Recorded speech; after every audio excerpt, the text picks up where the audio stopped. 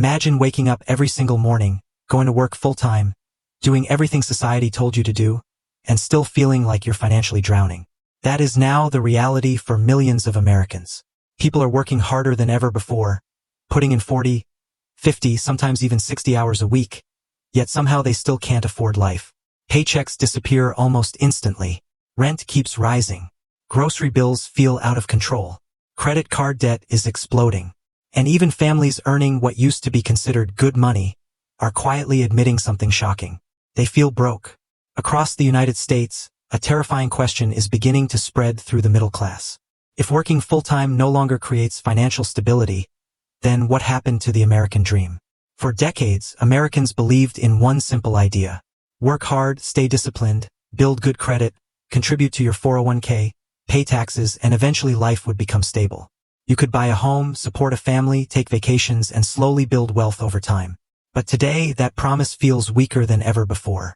Millions of workers are realizing that full-time employment alone no longer guarantees security. In fact, many Americans now feel like they are running faster financially while falling further behind every single year.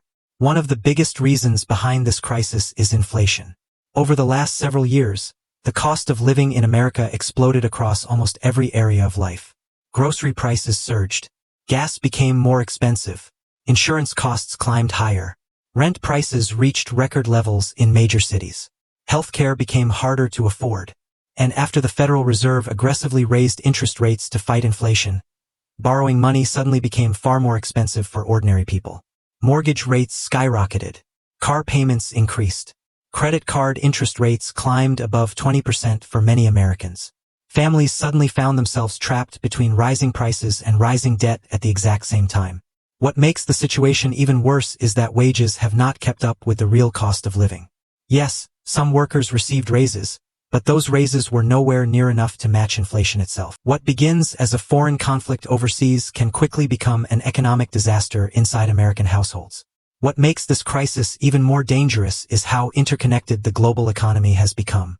One military incident thousands of miles away can instantly trigger panic across financial markets worldwide. Oil traders react within seconds. Automated trading systems begin selling stocks. Financial news channels push non-stop fear-driven headlines. Consumers reduce spending. Businesses slow hiring. And before most people fully understand what's happening, recession fears begin spreading across the economy. America is entering this situation already financially exhausted from inflation, expensive housing, rising debt, and years of economic uncertainty. Another major global shock could push many families beyond their financial limits. Some economists are now warning about the possibility of stagflation, one of the most feared economic conditions in modern history. That's when inflation continues rising while economic growth slows down at the same time. In that environment, companies struggle to grow, layoffs increase, wages fail to keep up with prices, and consumers lose purchasing power rapidly. Younger Americans already struggling to afford homes or build savings could see their financial future delayed for years. Small businesses could face even more pressure as consumer spending weakens and operating costs rise. The fear is no longer just about war itself.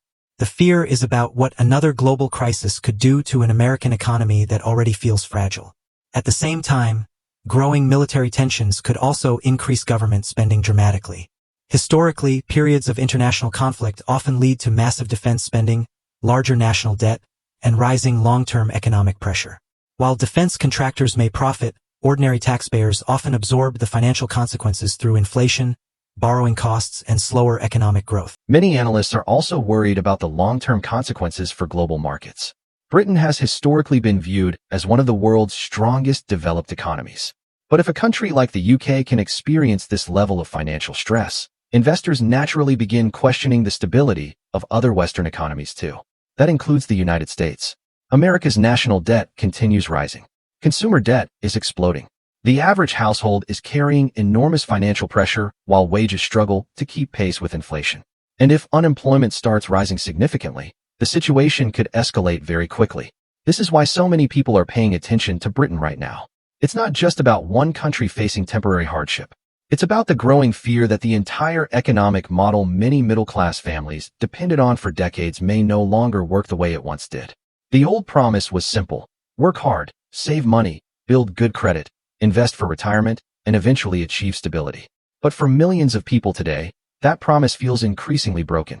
Even workers contributing to their 401k plans, paying taxes to the IRS, and trying to make responsible financial decisions are discovering that inflation can quietly erase years of progress almost overnight.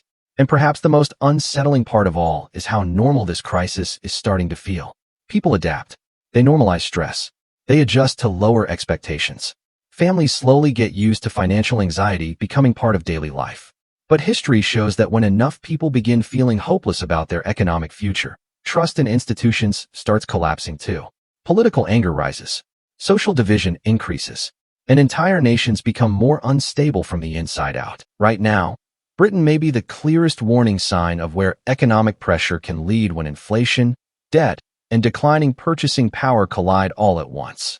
But the deeper question every American should ask is this: if one of the world's richest countries is struggling to protect its middle class, what happens when the same pressure fully hits the United States? Because the truth is, financial collapse rarely arrives all at once like a Hollywood disaster movie. It happens slowly, quietly, one missed payment at a time, one maxed out credit card at a time, one family choosing survival over stability at a time. And by the time most people realize the system is changing, it's already too late to go back to the way things used to be.